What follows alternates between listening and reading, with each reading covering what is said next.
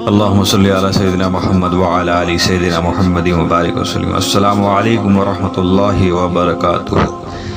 حالات آنے کی وجہ، حالات کیوں آتے ہیں انسان پر؟ انسان پر حالات آنے کی کئی وجہ ہو سکتی ہیں۔ کبھی کبھی تو اللہ تعالی آزمائش کے طور پر حالات بدلتے ہیں، نیکوں کے بھی بروں کے بھی۔ نیکوں پر غم کے حالات بھیج دیے جاتے ہیں اور بروں پر خوشی کے حالات بھیج دیے جاتے ہیں۔ یہ ان کے لیے آزمائش ہے، وہ ان کے لیے آزمائش ہے، اور کئی مرتبہ انسان کے گناہوں کے سبب سے اس کے اوپر بطور سزا برے حالات بھیجے جاتے ہیں۔ نوعیت مختلف ہوتی ہے، شکلیں الگ الگ ہوتی ہیں۔ جب کہا میں نے کیا اللہ تو میرا حال دیکھ، حکم آیا میرے بندے نام اعمال دیکھ۔ تو کبھی اس قسم کے حالات گناہوں کے سبب آتے ہیں، لیکن دونوں میں پھر فرق ہے۔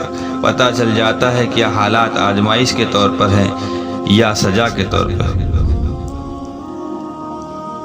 حالات اگر بطور آزمائش ہونے کی علامتیں کیا کیا ہیں؟ اصل میں دو باتیں ہیں کہ اگر وہ حالات آزمائش بن کر آتے ہیں تو ان سے انسان کے رجوع اللہ اور انابت اللہ میں اضافہ ہو جاتا ہے، یعنی اللہ کے نمازیں پڑھنا، قرآن پڑھنا اور اللہ سے رجوع کرنا، رونا، یہ زیادہ بڑھ جاتا ہے۔ اگر پہلے نماز میں کمی کر دیتا تھا تو اب تکبیر اولیٰ سے نماز پڑھتا ہے، اب تہجد بھی شروع کر دی، اب تلاوت بھی شروع کر دی، اب وظیفے بھی شروع کر دیے، اب مصلی پر بیٹھنے کا وقت بھی بڑھ گیا، اب رجوع اللہ کی کیفیت اور زیادہ ہو گئی، اب خوب معافی بھی مانگ رہا ہے۔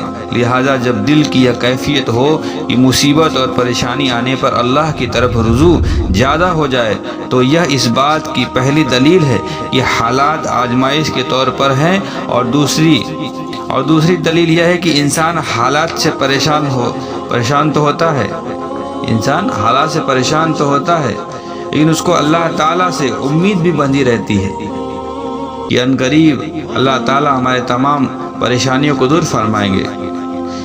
سرنگ کے آخر پر اس کو روشنی نظر آ ہی جاتی ہے۔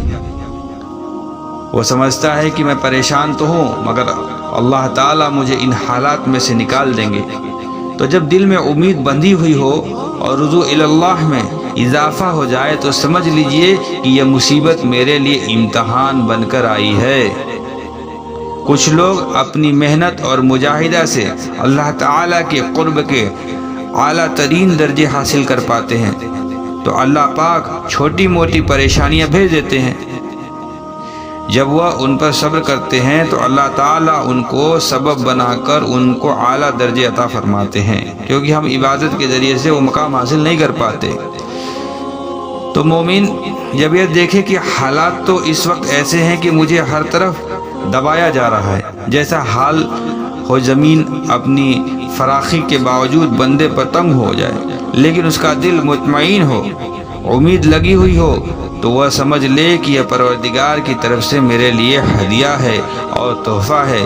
اس وجہ سے پھر اللہ والے برے حالات سے پریشان نہیں ہوتے، بلکہ ان کا دل یہ کہتا ہے تیرا غم بھی مجھ کو عزیز ہے، کہ وہ تیری دی ہوئی چیز ہے۔